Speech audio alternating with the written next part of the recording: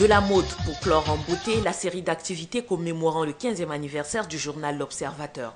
Loin de l'ambiance souvent stressante qui règne dans les rédactions, l'équipe du journal a convié autorités, collègues, partenaires et familles à déguster le plat de l'amitié au rythme des pas des mannequins de Zénab Création et Malou Couture.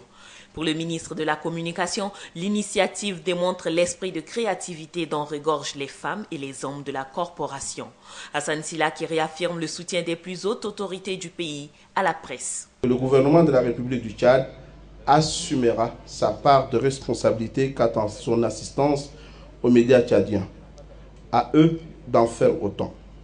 Cette promesse et cet engagement fort des plus hautes autorités du pays, et je voudrais le rappeler aux entreprises de presse écrite et audiovisuelle, sont la concrétisation de la volonté politique du président de la République, chef de l'État, son Excellence Idriss Déby Itno, qui est le plus grand admirateur de la presse de son pays. Les 15 ans de l'Observateur se sont faits dans des larmes de joie et de peine pour sa fondatrice, Si Kumbo Singagali. La journaliste a partagé quelques souvenirs avec les invités avant de passer par la phase dédicace. Dédier cette soirée à quelqu'un que vous connaissez. Cette personne, il avait une signature dans le journal. Il s'appelait Michel Dieudonné. Il s'appelait JPM. Il s'occupait du charognard que tout le monde aimait. Je voudrais aussi dédier cette soirée à ma famille. J'ai plein de gens, plein de membres de ma famille dans cette salle qui ont été toujours présents, qui m'ont soutenu aussi, même dans les moments les plus difficiles. Et grâce à eux, même quand j'étais tombée, ils m'ont relevée. La fondatrice du journal et toute son équipe n'ont pas occulté les lectrices et lecteurs qui ont soutenu le journal durant toutes ces années. La 15e bougie s'est éteinte pour l'Observateur avec l'espoir de voir la 16e briller encore plus fort. L'Office national de radiodiffusion et télévision élargit son champ d'action. À travers la création des stations régionales, la population sera informée au jour le jour. Pour concrétiser la volonté du chef de l'État Idriss Déby Itno, cette institution traduit dans les faits cet engagement. La région de Salamat figure parmi les régions retenues. Kunki Dionfene, le sous-directeur de la radio Salamat, a été installé par le gouverneur de la région, Amadou Ngaro Aouidou. Il se réjouit de l'acte du chef de l'État et remercie les plus hautes autorités. Andouma Akafa, directeur des ressources humaines de l'Office, représentant le directeur général, a rappelé le sous-directeur au respect des textes qui régissent l'Office, mais aussi et surtout informer et conscientiser la population. D'une cérémonie à une autre, celle-ci est l'installation du sous-directeur de Radio Moussoro, Ahmad Maloum Daouda. Le secrétaire général de la région, avant d'installer le sous-directeur, a notifié que toute la population de Moussoro remercie le président de la République, Idriss Déby Itno, d'avoir érigé cette radio communautaire en radio officielle. Il a aussi précisé au sous-directeur qu'il a le soutien de toutes les autorités de la région. Le DRH de l'Office, Andouma Akafa, a notifié à ces derniers qu'une lourde tâche l'attend. Ainsi, le professionnalisme, la rigueur et l'application des textes doivent être sa devise. D'Amtiman à Moussoro, en passant par Bol, les cérémonies sont identiques, sauf les décors qui changent. Dans le chef-lieu de la région du lac, le gouverneur Adoum Dangay Nokourguet s'est dit fier, car le cadeau offert par le chef de l'État à la région du lac est venu à point nommé. Dans le même sillage, il a précisé au sous-directeur de Radio Bol, Saleh Younous Ali, que les responsables des services déconcentrés lui apportent toutes les collaborations et seront disponibles pour l'aider. Andouma Akafa, directeur des ressources humaines de l'Office, a brossé le parcours du sous-directeur et l'exhorte à mettre en exergue ses expériences au service de la population pour donner une image idyllique à la région du lac. La politique du chef de l'État en matière d'infrastructure se concrétise davantage. Les villes de Kiabé et de Sar dans le Moyen Chari ont bénéficié des projets de développement. Le ministre à la présidence chargé des infrastructures, accompagné d'une forte délégation en mission dans la région, a visité les différentes réalisations du président de la République. C'est la grande mosquée de Kiabé, en phase de finition, qui a reçu la visite du ministre en charge des infrastructures, Gatangoulou. Ce joyau d'une architecture moderne est l'offre du chef de l'État Idriss Déby Itno à la population de Kiabé dans le département de Lac-Iro. Le ministre et sa délégation ont apprécié cet édifice malgré quelques imperfections. Ce sera sûrement un lieu de culte, un lieu de paix, un lieu de rassemblement, un lieu d'unité pour tous les fidèles musulmans de Kiabé. Outre la mosquée, un stade omnisport a été construit à Kiabé. C'est aussi un don du chef de l'État qui se soucie de la jeunesse tchadienne. Ce stade, qui a coûté plus de 1 milliard de nos francs, ne répond pas aux normes. Contrairement à Kiabé, la mosquée de Sar et le stade omnisport sont de très bonnes factures. La mosquée de 2000 places visitée par le ministre des Infrastructures est également une offre du chef de l'État à la ville de Sar, une des grandes agglomérations du Tchad. Relevant zéro faute, après l'inspection, le ministre Gatangoulou et son staff ont pris la direction du nouveau stade omnisport de Sar. Cette infrastructure sportive a englouti une somme de 4 milliards de nos francs. Le pont en construction de Libongo sur le Chari, reliant Sar à Kiabé, a été également visité. Une visite qui a permis au ministre et sa délégation de se rassurer de l'évolution des travaux. Les travaux avancent à pas de géant, ont-ils souligné. Selon eux, en fin 2013, le désenclavement de la zone sera une réalité. Accompagné du gouverneur de la région du Moyen-Chari et de son staff, le ministre des Infrastructures est allé visiter le nouveau pont sur le Barco. Ce pont vient renforcer l'ancien.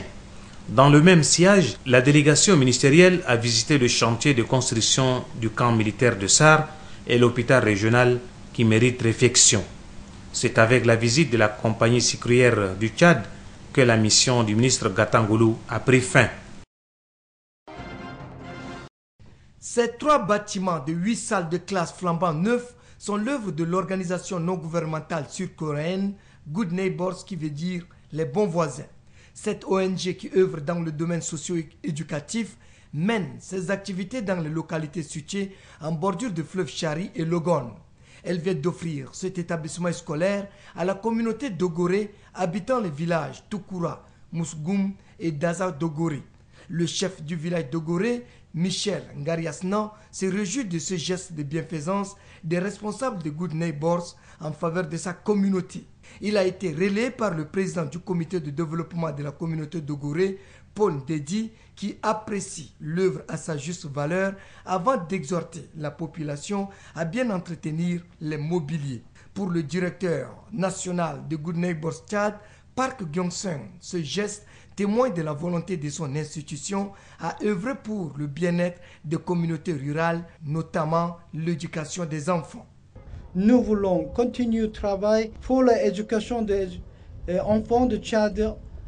L'avenir de l'enfant dépend d'une bonne éducation de base. Le ministre de l'enseignement primaire et de l'éducation civique, Faïtou Etienne, affirme que cet acte revêt une grande importance. Dès lundi, nous allons officialiser l'école de Dogoré. Nous allons affecter quelques enseignants pour appuyer les braves maîtres communautaires. Le ministre Faïtou Etienne de poursuivre que cette organisation non gouvernementale sud-coréenne a par le passé réalisé des infrastructures hydrauliques dans plusieurs villages. Pour cette raison, elle fait partie des partenaires incontournables pour le développement social. À ce deuxième forum consécutif, les utilisateurs de la recherche agricole mettent le focus sur la sécurité alimentaire, principale préoccupation actuelle du gouvernement.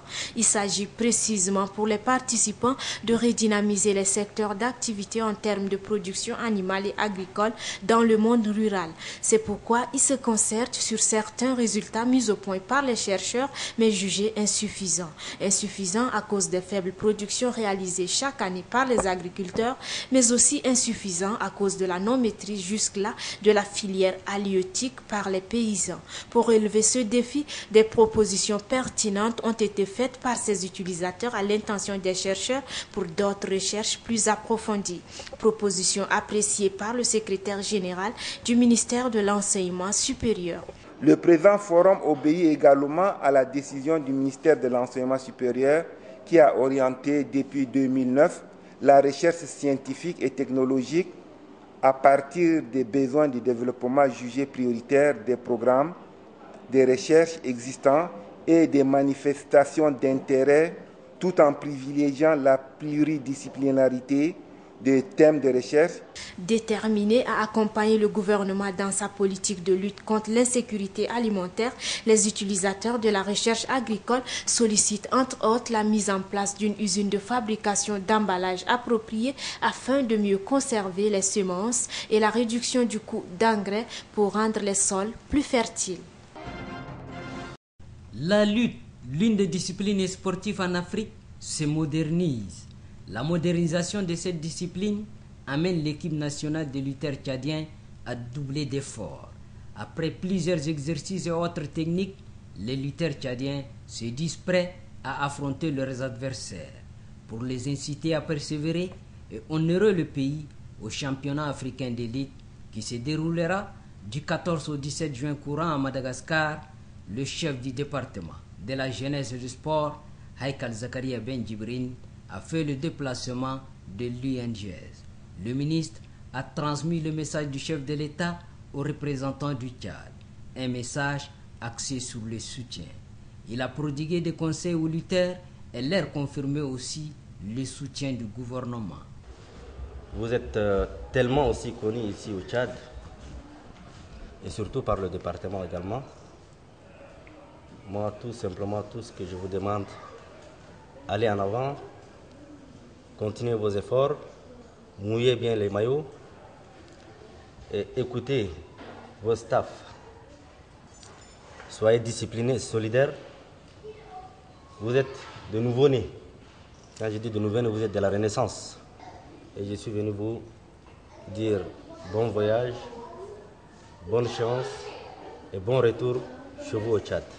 Les lutteurs tchadiens sont interpellés car ils doivent s'imposer au championnat africain de lutte de Madagascar.